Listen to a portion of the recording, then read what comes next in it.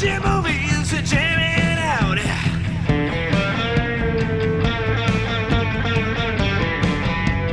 K-Flix 198.4 Fiction Radio. Welcome back to K-Flix Fiction Radio.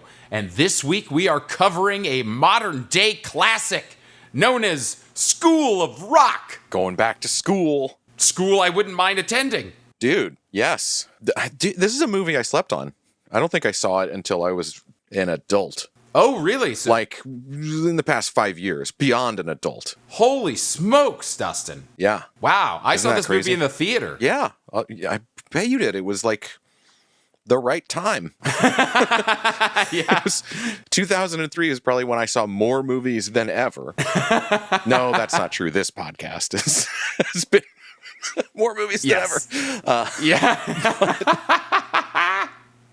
But yeah, no, I totally missed it. I'm glad that one of us at least has historical context for this. I'm glad that you came around, honestly. How did it feel to watch it as a full adult? Well, so I had to come around. It is one of my wife's, I would say, top 5 at least, favorite movies. Oh. So this was required viewing at some point. And yeah, I'm so glad I watched it, and I'm so bummed that I didn't see it earlier. Because it's so fun. Yeah, it's an incredible amount of fun. It holds up really well. It's still very funny and goofy and heartfelt. Definitely, yeah. I would say on the whole, it holds up really well. A couple of characters I'd play differently now. Totally fair. But on the whole, does really well. And I think that is, I mean, it's due to everybody who made it, but I think especially the director, having Richard Linklater do this, you know, like he doesn't do this type. This is his most mainstream movie, I would say. Is that a fact? Well, Dazed and Confused is a cult classic, Yes. but I don't think it was the same as this. This movie made $131 million. I don't have the numbers, but I don't think Dazed and Confused did that in the box office. Yeah, well, okay, commercially successful, you're probably right, but Yeah. I feel like he's done things that have been nominated for Academy Awards, right? Oh, like, sure. Didn't Boyhood get nominated, stuff like that? Absolutely, yes, but you know, Of course, that didn't make half the money that School of Rock did, that I'm doesn't sure. mean Boyhood was big in Iowa, as maybe David Letterman would say. Totally fair, yes, absolutely. Yeah, no, he's absolutely beloved and artistically respected. Yeah, this is kind of his biggest box office movie. We'll put it that way, because that's undisputable. That's facts. It made a shitload of money, $131 million on a $35 million budget. Yeah, that's a success. Yeah, I think Jack Black had some leading roles before this, but this was his like big breakout in that regard. Yeah, I can't remember if Shallow Hal was before or after this. Oh, there's a movie that didn't hold up well. It was before, Really? 2001. Oh man, I think that almost tanked his career. That one was not beloved, and I still don't think it's beloved. No, I don't think that one came back around. That was sort of the beginning of the bad times for the Farrelly brothers. Yeah. Is he the lead in Orange County? I've never seen Orange County. No, Colin Hanks is the lead in Orange County. Okay, gotcha. Because I know that Jack Black and Mike White were both, but Mike White, I guess, wrote or co-wrote Orange County, and that's how they came together and sort of got on the same team of let's make this School of Rock movie. Gotcha. All right. Nice. I mean, Orange County is a pretty fun movie. I've never seen that one. Still sleeping on it. And then Saving Silverman, he's supporting, and High Saving Fidelity, Silverman. he's supporting as well. Yes, those were big supporting roles for him. Both of those movies we can talk about on this podcast as well. Yeah, that's true. This movie, School of Rock, is kind of everything that The Rocker, which we've talked about in a previous episode, was not, but kind of wanted to be. Yes, it definitely wanted to be more School of Rocky because, again, it's Older guy kicked out of a band, starts playing with kid-centric kids. stuff. Yeah. Slightly older kids. Slightly older kids, yeah, definitely. But like, just the Jack Black was built for this. Rainn Wilson, I don't know. No offense to The Rocker, but this one also had a stronger script from the jump. Yeah. I would have to agree there. Yeah, the illustrious Mike White, who has only become more and more successful over the years. Yeah. Yeah, and I think he's about to be on Survivor for like the third or fourth time. Oh, really? Yeah, uh-huh. I didn't even know this about him. He's done a bunch of Survivor. Yeah, he wants to win. He's like dedicated to win Survivor. Wow. That's a fact I didn't know. Yeah. Well, Mike White is... Gosh, he's done a lot of stuff. His first movie he wrote was Dead Man on Campus, which I think we've referenced before as like another sleeper. Not only do we love that movie, we can talk about it on this show. Oh, wow. We can probably talk about a lot of his stuff. He was also a writer on the seminal Freaks and Geeks. Like we said, he wrote Orange County. He wrote Nacho Libre, another Jack Black masterpiece. That's a Jared Hess directed, I think, as well. It is, yes. Utah's own Wes Anderson. Who, honestly, the idea of a new Jared Hess excites me a little more these days than a new Wes Anderson. No offense to the great. They're just all starting to look the same. I'm not really excited to be watching the Minecraft movie, so I don't know about that. Was that Jared Hess? Yeah.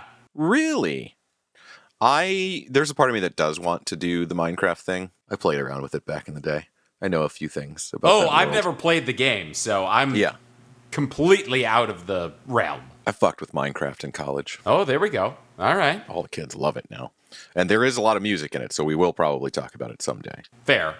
He's also done the Emoji Movie, which I've never seen, but I think there's music. He also wrote Pitch Perfect 3, which definitely has music. Yes. That's a whole series of films for us to talk about. Yeah, and I don't think there's a way for us to talk about this one, but we have to note that he is the creator of The White Lotus. Oh, yeah. Yeah. I do love The White Lotus. Kind of the biggest thing of the last couple years. So, Mike White, right there. We've got a great screenplay. And then that being paired with, I think, as I mentioned, Richard Linklater, indie darling director, who initially didn't want to do this movie. Yeah, I read that. He was like, sounds cheesy, sounds formulaic, I'm not interested. And they sort of goaded him and talked him into it. And he was like, fine, I'll do it. But like, it had like all these stipulations about like integrity and authenticity. And I think that mashup of those three creators and some other folks that we'll mention, like, just have made this, like you said, something that really holds up. I consider this to be a modern day classic. I think a lot of people from our age group would agree with that. It's got so much heart without being like, it never like goes over that line of being too sappy or too simplistic or too dumb or too goofy. Yeah. It never crosses a line of unbelievability. It stays pretty grounded. Yes. The only in the most recent watch a few days ago, the only thing where I went, okay, was at some point, Jack Black's character asks the kids to soundproof the classroom so they can practice rock music without the, rest of the school knowing. Uh-huh. And then it's just kind of like, I guess it happened.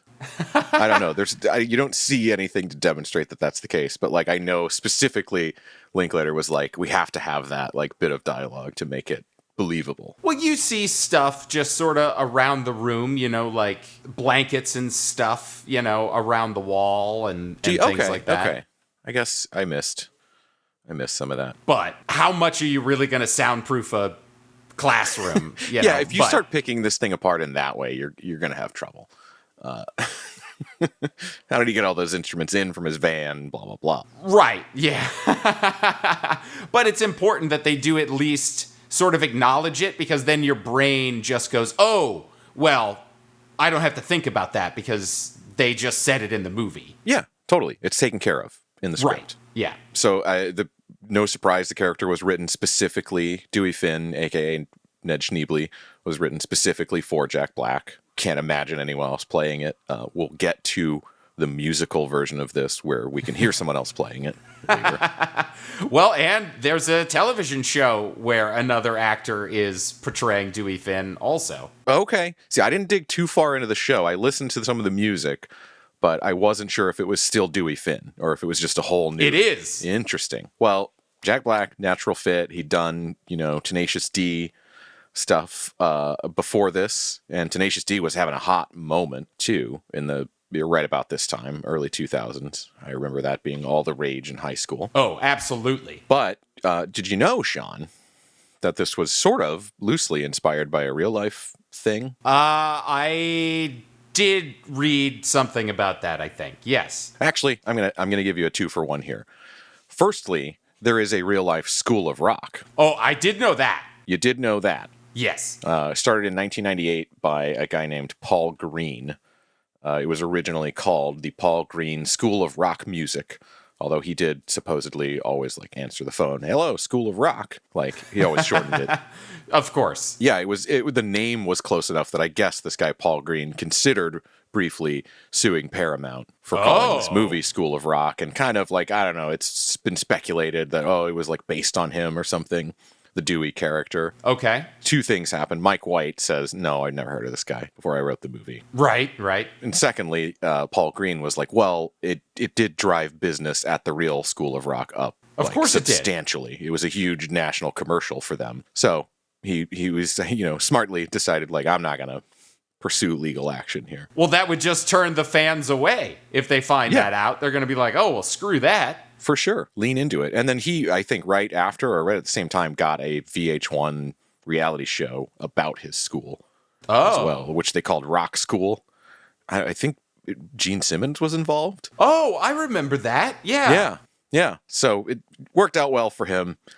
All good. In 2009, they did, he left the company and they did officially change the name to School of Rock. Okay, gotcha. But that is not the real life thing it's based on. What it's supposedly based on is in the 1970s, there was something called the Langley Schools Music Project. And I've heard about this before on some podcast I listened to or something. In 1975, there was a musician named Hans Fenger who took a job as an elementary school teacher in British Columbia, Canada. And he was like going to teach music. And he was like, I'm just going to kind of skip the basic stuff and I'm going to teach these kids rock and roll because it's more exciting and they'll get into it. And, played them all kinds of songs like Bowie and the Eagles and Fleetwood Mac and all the like stuff that was like really in the 70s. Great. And that led to, he did a few recordings of the kids performing these songs in the high school gym. Oh, fun. And actually, I think he ended up teaching at like 4 different schools. So he has like recordings from different schools. And there were 2 LPs released in the 70s and kind of like totally forgotten about until some like record collector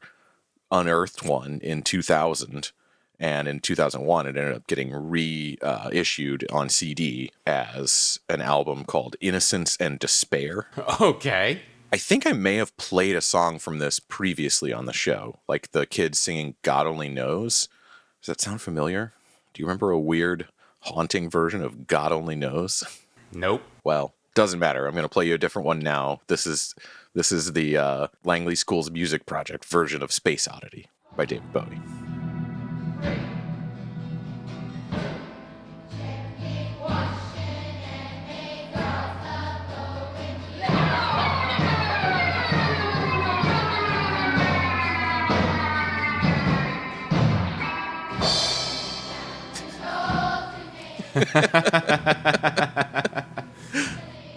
But yeah, I mean, Innocence and Despair is a great name for this album because it is really weird. It's really haunting sounding. But yeah, it's this cool thing. It was, again, released on CD in 2001. People started to talk about it and hear about it then. I think that's where Mike White heard about it and went, oh, this is kind of an idea I can build on. And obviously the songs in School of Rock are quite a bit different than like sort of off-key covers of popular music from the 70s, but the idea of teaching kids rock music was there. Sure. I mean, of course it has to sound way more polished for a feature film made by a Hollywood studio. Correct.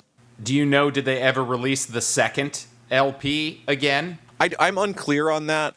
What I think happened is the CD was kind of a combination of some of each LP, and each LP was itself a combination of 2 different schools. So it was 4 schools total, and like the first one was 2 different schools, and the second one was 2 other schools. Right. So I think they might have the CD. I believe is like sort of a greatest hits of the 2. Oh, or maybe all of it. I have no idea if it was short enough that it just all combined into one. Yeah, it could be.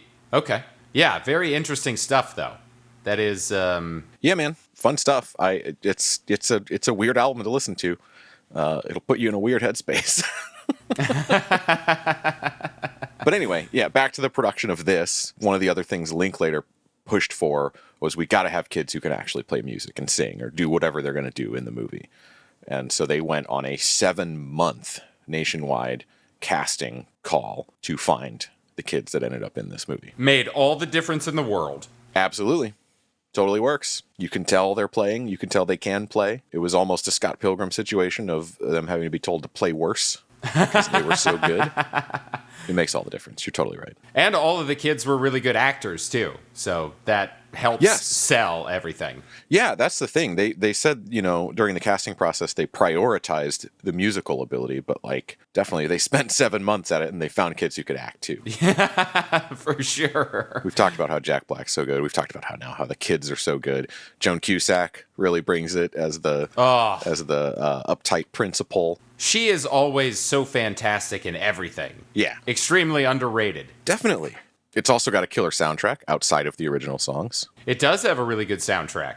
A lot of needle drops. But like I appreciate they use a Ramones song that I had never heard before. Yeah. Lots of credit to any movie that uses a Ramones song that isn't Blitzkrieg Bop or I Want to Be Sedated. Sure. And they have a version of TVI on this soundtrack that's credited from Velvet to Goldmine. Wild Rats. Yeah. Yes. Uh-huh. Yes.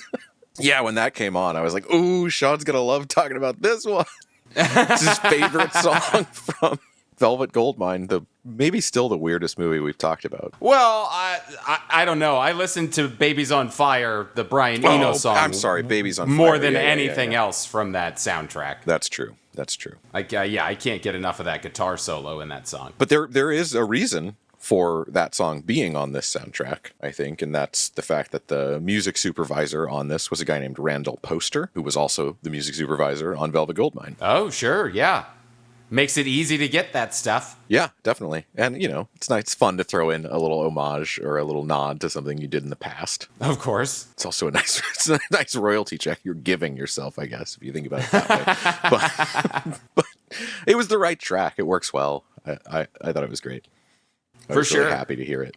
I definitely had. That's not one that I had ever clocked before this most recent watch. Right. Yeah, me either.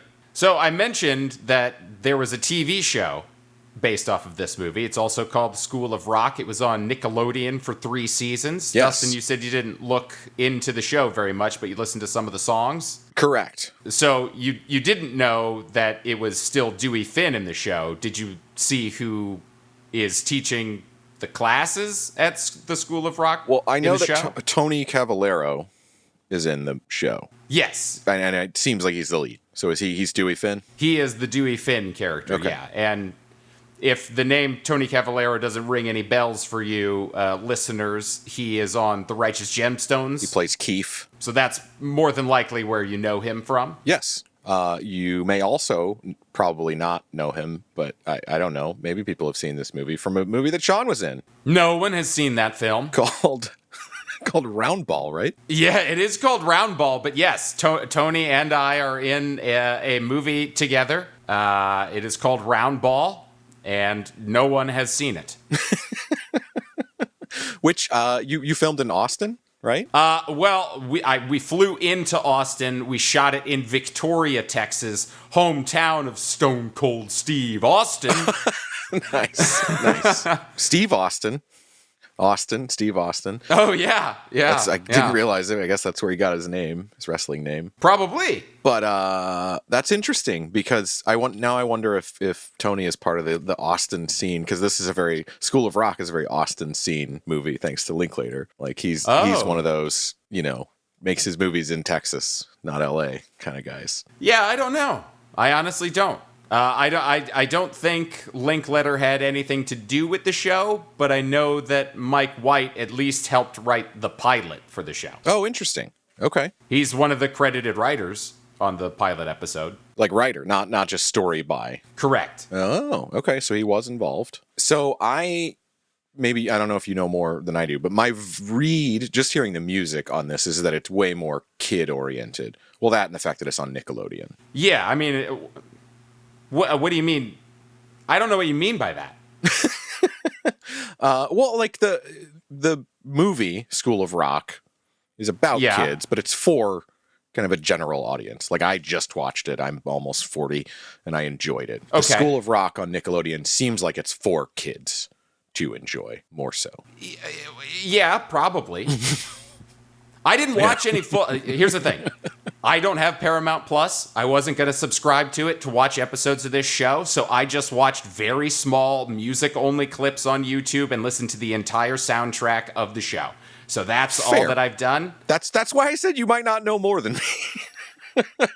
It appears more kid-friendly just in the way that everybody is acting on the show, but I've not seen a full episode of it. But I have consumed probably 60 minutes of content from the show without having watched an episode of it. Yeah, I listen to whatever they have on Spotify, which I think is an album's worth of stuff. Sure. And it's definitely way more like pop punk direction from what I heard. Yeah, the soundtrack is probably could be considered more pop punk, but if you watch there are huge compilations of all of the covers and things that they do on the show, and it is mostly, like them singing Wrecking Ball by Miley Cyrus. It's like top 40. It's like 90% pop music. That makes sense. I mean, it premiered in 2016, which was the very year after Glee ended. So carrying that torch in a way. But I do have this small clip from the show. It was not on the soundtrack. It is Tony Cavallero as Dewey Finn teaching the kids how Shakespeare works through song. Oh, nice. Thy blind fool love, what dost thou to mine eyes? In rock, that means love isn't kind, it makes you blind. That they Oh, laugh track. can see not what they see. Oh, yeah. Interesting. Now I know you're not smoke machine.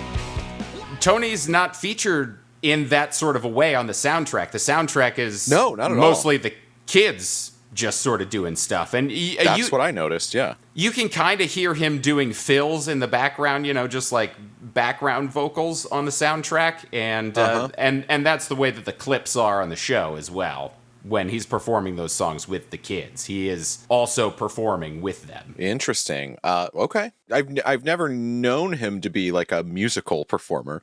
So I was interested when I heard that he was the lead in it. Sure. Well, he is kind of doing a Jack Black impression in a way. So Yeah, I can hear that. It didn't grate me like, well, yeah, a we'll get to different that. version did. We'll get to that. And I'll agree with you there. Now, the soundtrack for this show, it's 16 songs and was released in 2023. The song that I think that I like the most is Party Like a Zombie. So I would like to play a clip of that. There's a chill in the air, something there in the shadows. I really love the way that synth kicks in there. Yeah, that's fun. It's perfectly like Halloween sounding. Clock strikes 12, everybody scream. Yes, this is more what I was talking about too. How it's got that updated Josie and the Pussycat sound. It's very much the pop punk revival that we're living in today. This song sort of reminds me of like One Direction or like August Moon, kinda, with like the amount of energy that comes in, and the chorus is pretty dancey, and they got the whoa-ohs in there. Sure, and I think that's kind of what I'm talking about. It's different from the pop punk we came up with because it's way more slickly produced. Totally. A la One Direction. This show was something that I completely had missed. I had no idea it existed until we started researching this episode, and to find out that it came and went. It already happened a few years back. Yeah, I was aware of it the whole time, mostly because I was in that movie with Tony, and also I would see billboards around Los Angeles. Nice. Yeah. You guys get the movie billboards. We don't have those here. There's literally a billboard near my house that's just for meat. That makes sense. Not even like a company, just meat. The Yeah, concept. well, got to eat it. Anyway, I mean, it seems fun. It seems not for me. It seems still in the vein of Nickelodeon shows, especially after hearing that laugh track. I'm like, oh, this is iCarly 10 years later. Sure. Speaking of iCarly, the future star of it, Miranda Cosgrove, is in this movie She certainly is. Very funny. as the band manager, Tamika. She apparently had to, like, practice singing badly I read for that, her yeah. little singing part. Or when she does Memory from Cats. Now that we're back on to the movie, there are 3 bands in this film. 3. Yes. 1, 2. I've got 2. The other one is only mentioned by name, Maggot Death. Ah, yes. Classic Shawn getting me with the mentioned by name. It's Whipping out your notepad. That's Ned and Dewey's old band. It's a 3-member band. He holds up the picture. Right. That is the way we get Ned in the end, is that he was part of this lifestyle too. Yes. Before he met his super bummer girlfriend, played by Sarah Silverman. I mean, that to me, that character is the most formulaic part of this. He's in a relationship. He's got to be a real adult now, and so he's they're the force against Dewey's like childish, semi-destructive energy. Sure. But enough about the people that are in this movie. We need to talk about the dang music. So let's talk about No Vacancy, Dewey's first band. Yes, we do get songs from this band. 2 songs. We get 2 No Vacancy songs. Yes. The movie actually opens with a No Vacancy song. It's It called does. Fight.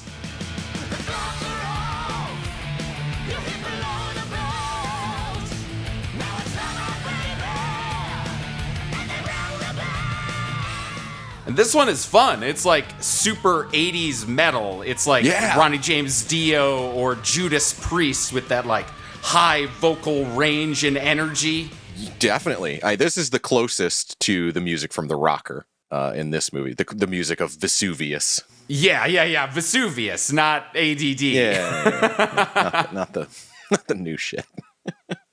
Yeah, and that song was co-written by 2 people. Mike White, who, again, the screenwriter of the movie, is credited on almost all of the songs in this, but also a guy named Warren Fitzgerald, Yes. who has played guitar for 2 notable bands, the Vandals, who are punk rock royalty, Yes, they are. and the one and only Oingo Boingo. I was so happy when I saw that he played with Oingo Boingo in the final years. Yeah, I didn't know that about him.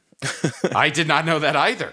And also the lead singer of No Vacancy, Adam Pascal, that is the actor's name. Yes. He has a extensive musical background. He was in the movie musical version of Rent, and he has a... Oh, not just the movie musical. He's the original Roger in Rent from the 96 Broadway recording. Yeah, yes. Sorry. Most Rent nerd here. Got most of the people in the movie are also the originators of the role. I mean, like Anthony Rapp is also in the movie. He was in the original version of Yes. Rent, was he not?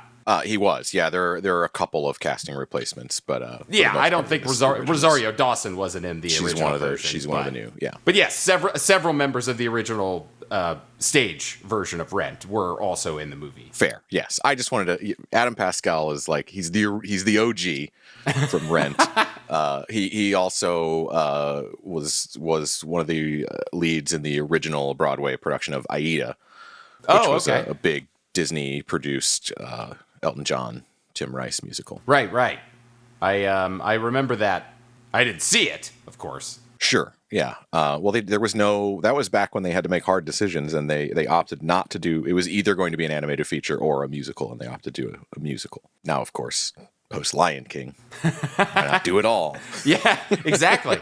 Yeah. But yeah, this song fucking rocks. It really does. And it's Big so fan of different Fight. from the other No Vacancy song that we get. So different, and I think maybe that's to illustrate No Vacancy with and without the Dewey Finn character, the Jack Black character, Dewey Finn. Yes. They totally rock when he's in the band.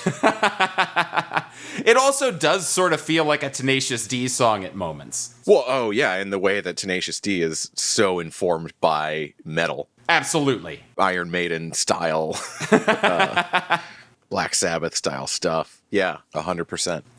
So what is this second song, Dustin? This is the one that we get after they've kicked Dewey out of the band and he's gone to work with the kids. Mm-hmm. We get a little update on them, and what they've come up with is a song called Heal Me, I'm Heartsick. Heal me, I'm heartsick, I'm hungry. Now, Dustin, before we started doing the show today, I sent this song to you and I was like, dude, it really reminds me of something. Sounds almost exactly like it, but I can't place the lyrics. It's something like, hold on, I got to go back in the song a little bit so that way it makes sense of what I'm doing here. So it's like I'm waiting, I'm holding.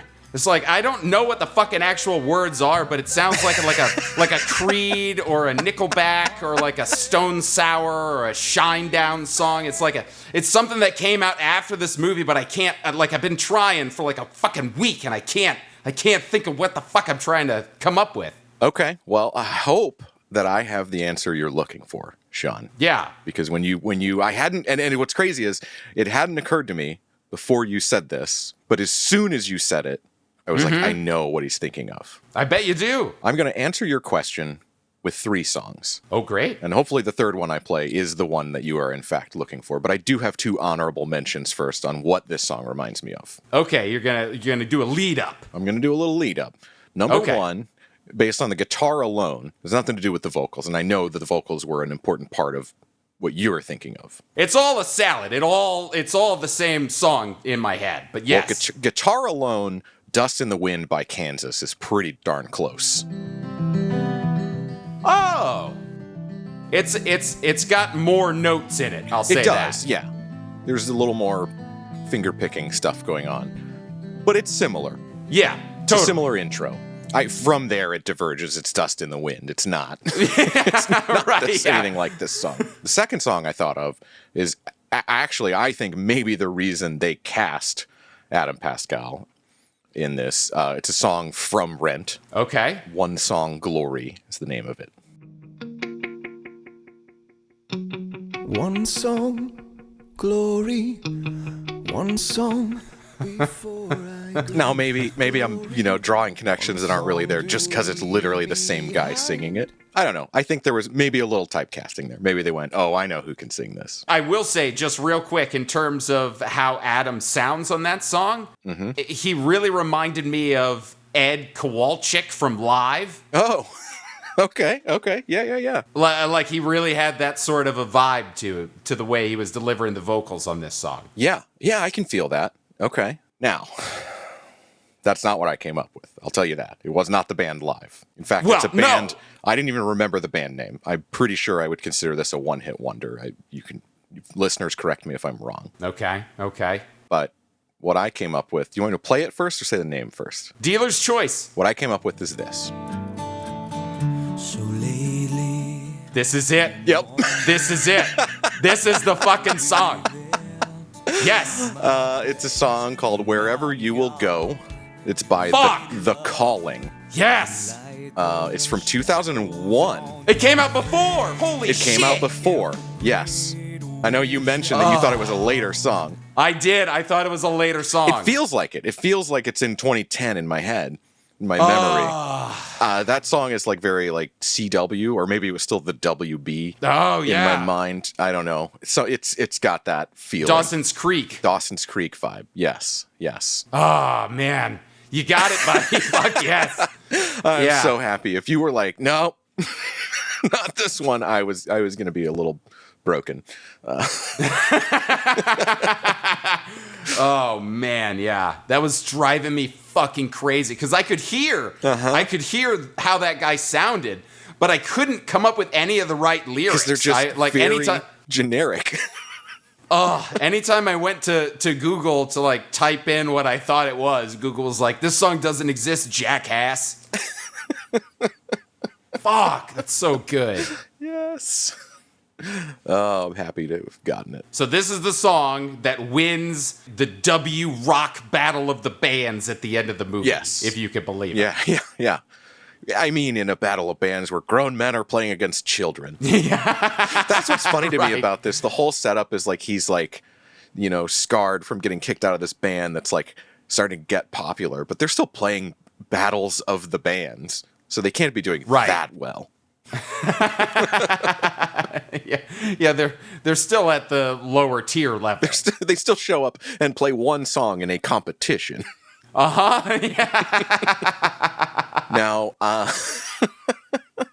not to shit on the real song that we just came up with too much, but there is a reason that the song in the movie sounds kind of like it. Did you look into the directive that was given to the songwriter? No. So the writer of this song is a guy we've talked about many times already on this podcast, a guy named Craig Wedren. Who I just saw like 2 weekends ago. He's a part of David Wayne's middle-aged dad jam band, of which you are a super fan. I am, yeah. But I went to see another band and he was there. I went to see Polyglam. Oh, that's right. Yes. You're in the like circle of jam band adjacent bands at this point. I'm just a groupie, man. Yeah. Hey, that's okay. This movie tells us that being a groupie is more than being a slut. That's true. Yes. Yeah. Yeah, but it was written by Craig Wedren, who was basically told, write something that sounds cloying, annoying, and Creed-like. Oh, he nailed it. Nailed it. The beautiful thing about Craig is that he nails every assignment for every time we get to talk about him. The dude is flawless. He's so good. We talked about him a lot in the Velvet Goldmine episode of the show. He's in one of those 90s alt-rock indie darling bands, Shudder to Think, who have started to perform again and reunite this year, and it sounds like they might be working on some new music, which is really cool. Oh, I didn't know that. That's cool. Yeah, they just did a couple of LA shows, and I think they're going to do some more festivals as the year progresses, and I think Craig was saying on his Instagram that they were noodling around with recording some new music. Nice. Well, that's great. I mean, I would love to hear more band stuff from him. He's not been not busy. He's been doing tons and tons of movie and TV work. Yeah, notably Yellow Jackets. Yes. But I would like to play what I consider to be a pretty cool Shudder to Think song. It features Billy Corgan of the Smashing Pumpkins. Oh, fun. And it's called When I Was Born, I Was Bored. When I was born, well, I was bored. My mama told me, howdy, son, you gotta learn to live. Ain't it so? I just really love the instrumentation of this song. It's just like so chaotic energy. It's really fun.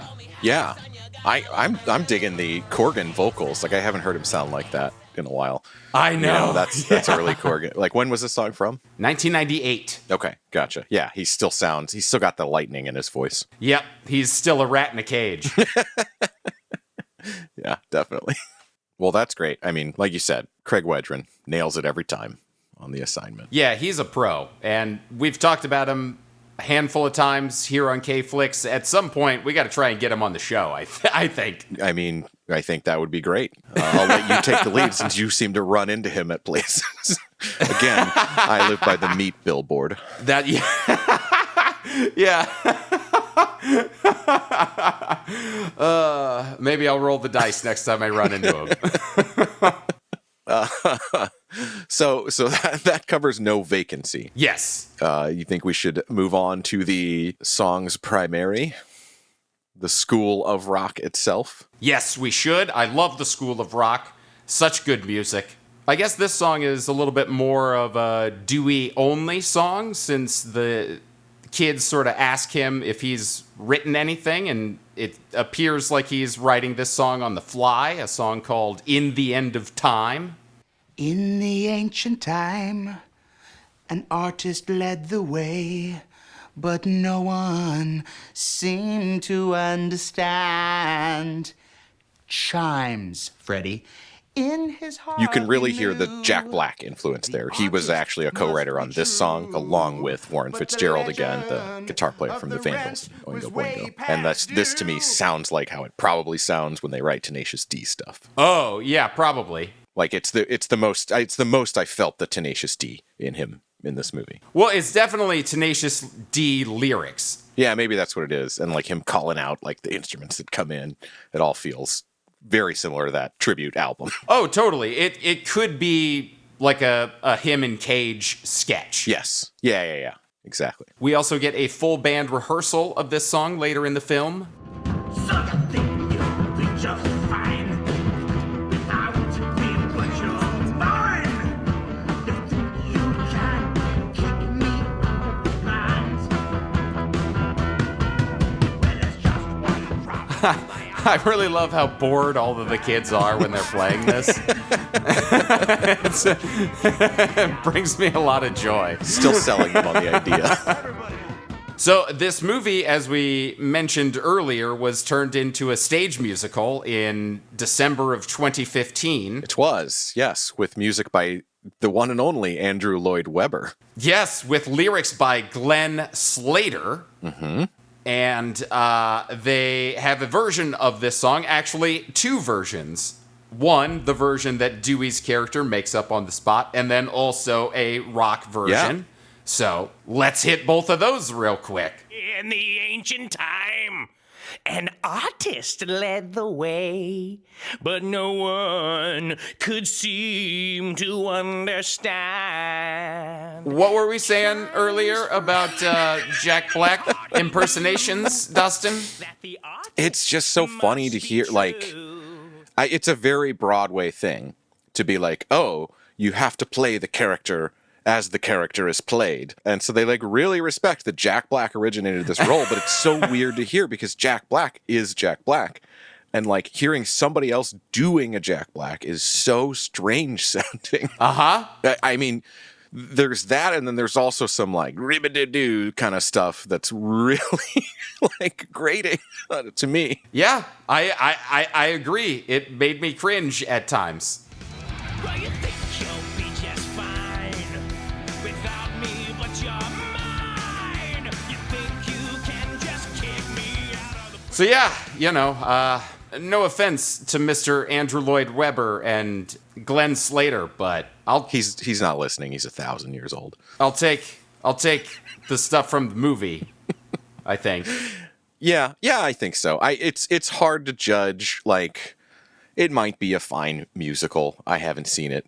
I can't say. But being a fan of the movie music, it's a weird listen. Yeah, it really is. It's very strange to hear the Jack Black-like vocals. It's a strange thing to listen to. It's also a weird thing I noticed in the musical is somebody along the way went like, we're going to be like edgier than the movie was. Because one of the brilliant things about the movie is it's very PG. Oh, super PG. Like they do this hard rock stuff without getting into like the nastier elements. Yeah. In the musical, like they just swear all the time. They do swear all the time. Yeah. Uh-huh.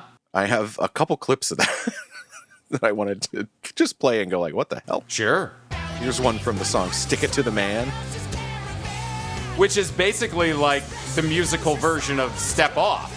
It is, yes.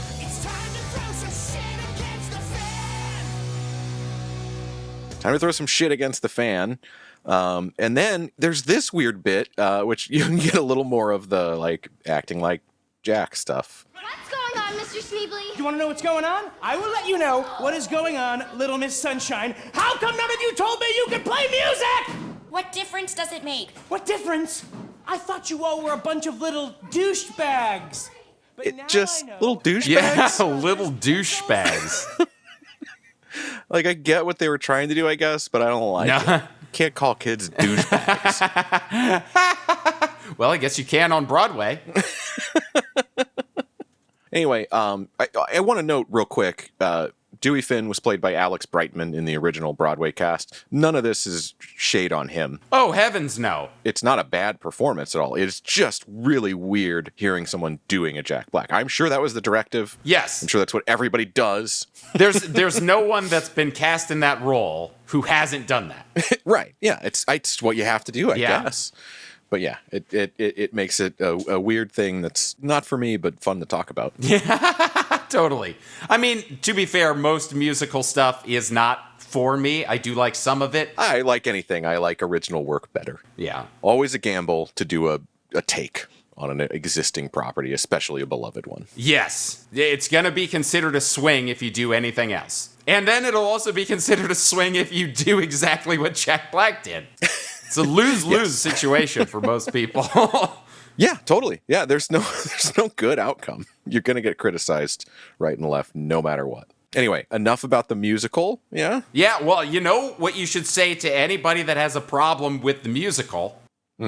Step off. Ooh, step off. Step off! Step out! Step out! Step out! Everybody! Step out! Step out! Step out!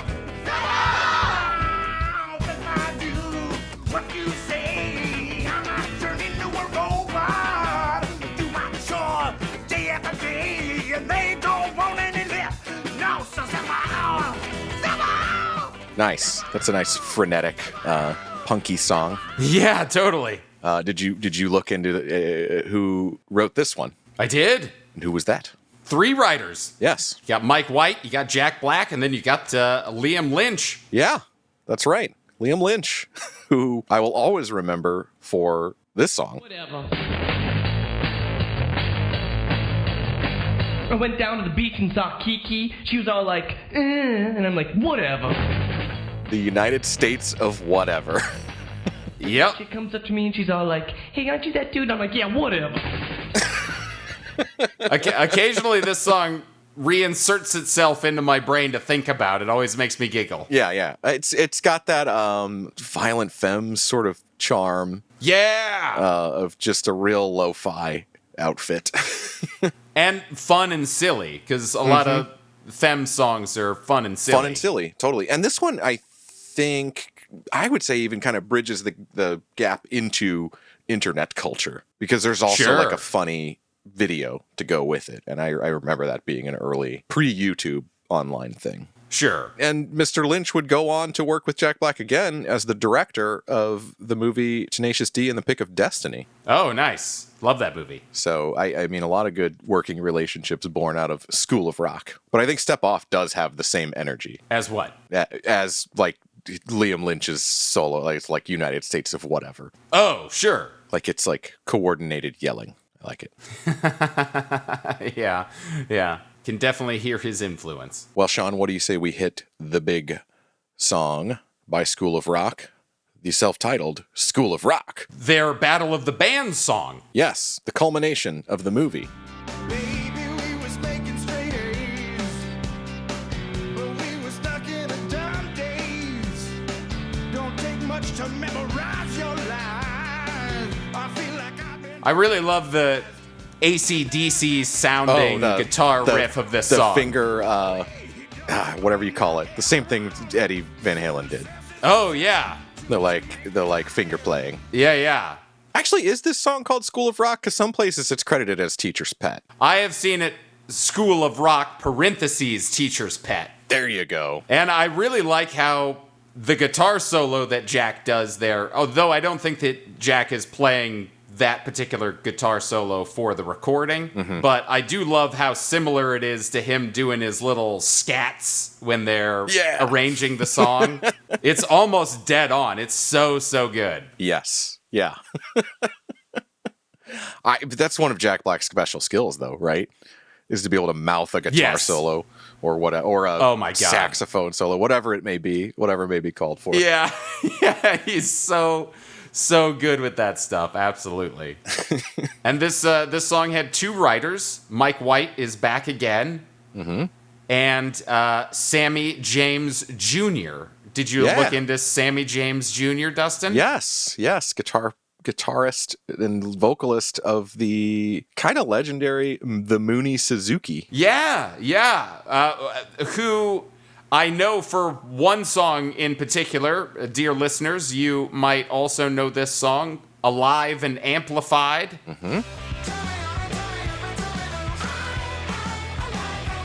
The song was used in all kinds of stuff. Commercials, movies, TV shows. It's in a ton of stuff.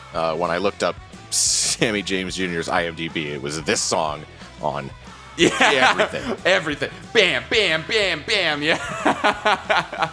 It's a really fun song. Yeah, and it's that early 2000s, like we're transitioning from we're fully getting away from grunge, and they're not doing whatever the mainstream stuff was. This is like the Eagles of death metal sort of feel like of just like full throttle rock and roll that started to come around again. Totally. Yeah, with like Jet was a big part of that. Yeah, sure. Yeah. Yeah. So this group, the Mooney Suzuki, I don't know if this is 100% true, but I feel like this is a band I first heard of from our friend Joey. Oh, that would track. It's like, at least you should agree that tracks. Yeah, and I did very quickly. Because they were like underground. Like they were definitely like part of the New York scene. And like, I think somewhere I read that like Mike White saw them opening for the Strokes. And that's like how they sort of just, got it connected. Yeah, they would be a good opener for the Strokes or the Hives or something like that. And there's a lot of crossover with the Strokes in particular, because they're also a New York scene thing. I think members of the Strokes were in the Mooney Suzuki prior to being in the Strokes or something like that. There's some scene crossover for sure. Gotcha. Real quick, I wanted to play a clip from one of their songs that was released after School of Rock in 2007, just because it, to me, sounds like they were inspired by the School of Rock sound. This is called 99%. Right away, we got the same guitar thing going on. Yeah, we do.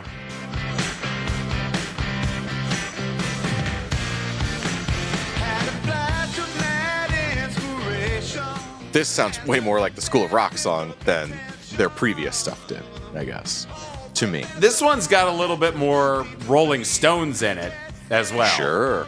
Okay. The guitar is fairly Rolling Stonesy, and that tambourine coming in is ooze that just came in. Yeah. I was like, oh shit, you nailed it. You were like, it's a little more Rolling Stones, and then they do the most Rolling Stones thing ever. Yeah. I'll buy that. I'll buy what you're selling. But yeah, the Mooney Suzuki, they're great. And Sammy James Jr. knows how to write a tune. Sure does. So there was a reunion for the School of Rock cast, a live show in 2013, 10 years after the movie came out. And pretty much everybody, Jack Black and all the kids, got together to play a few songs. And one of them was, of course, the song we're talking about, School of Rock, Teacher's Pet.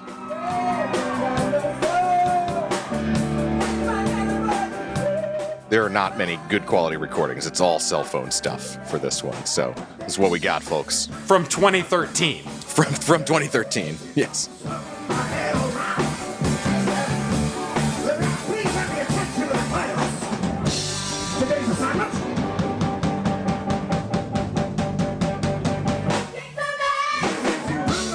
Fun stuff. I always love that bit.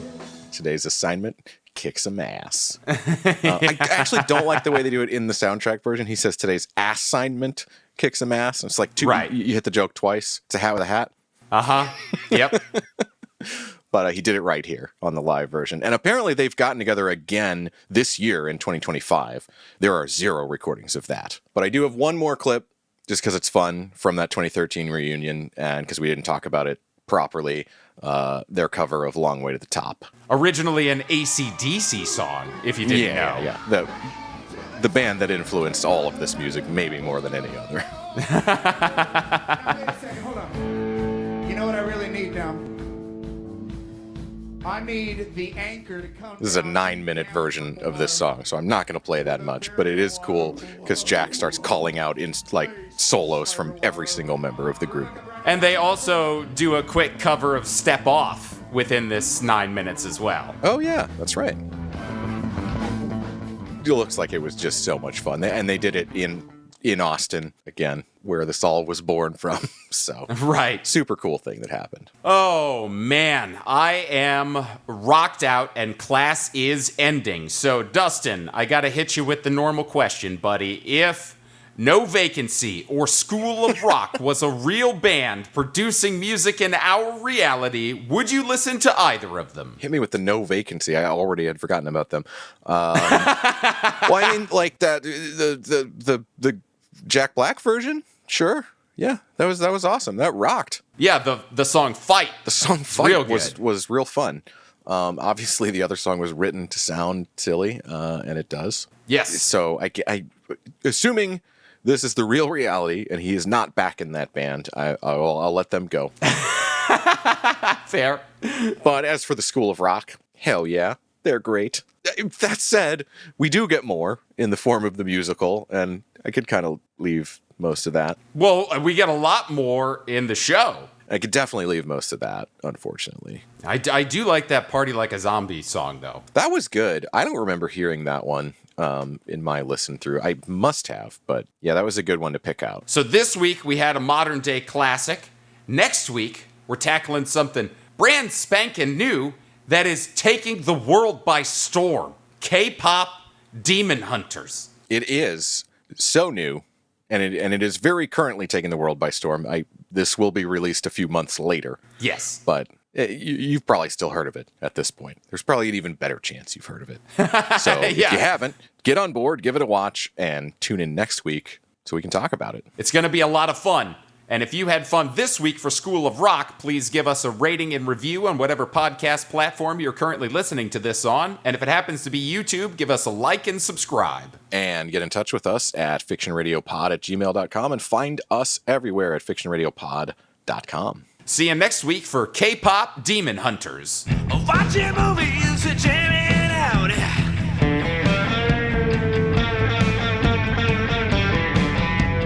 K-Fix 198.4 Fiction Radio.